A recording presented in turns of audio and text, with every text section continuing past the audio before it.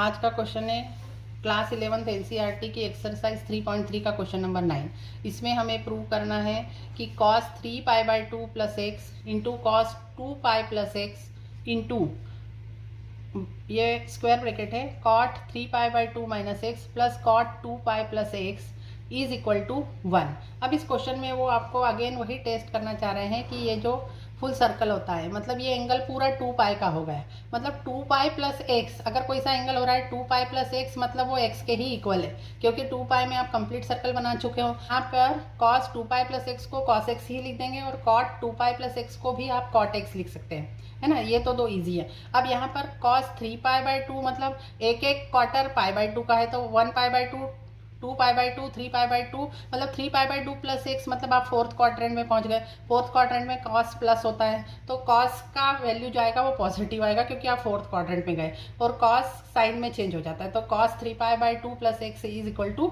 Sign x होता है। तो इसकी जगह हम लिख देंगे sine x into cos x, और cot 3π/2 माइनस एक्स मतलब ये 3π एंगल हुआ, यहाँ से यहाँ तक का 3π एंगल, उसमें से कुछ एंगल कम हुआ मतलब आप सेकंड 3π/2 माइनस एक्स मतलब आप 3π/2 में से कुछ एंगल कम हुआ मतलब आप थर्ड क्वाड्रेंट में आए।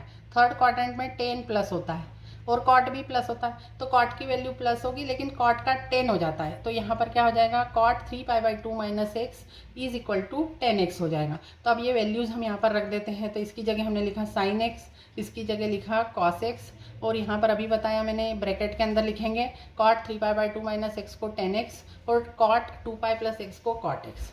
ठीक है, अब ये 10x और cot x को हम लिखेंगे sin x upon cos x और cot x को लिखेंगे cos x upon sin x। ये तो आपको पता है। अब यहाँ पर ये वाली टर्म आ गई।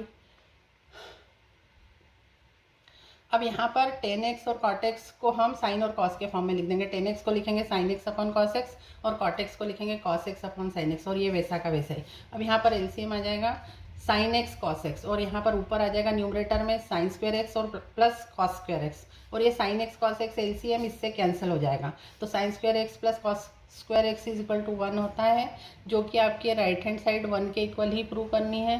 तो ये प्रूव हो गया है।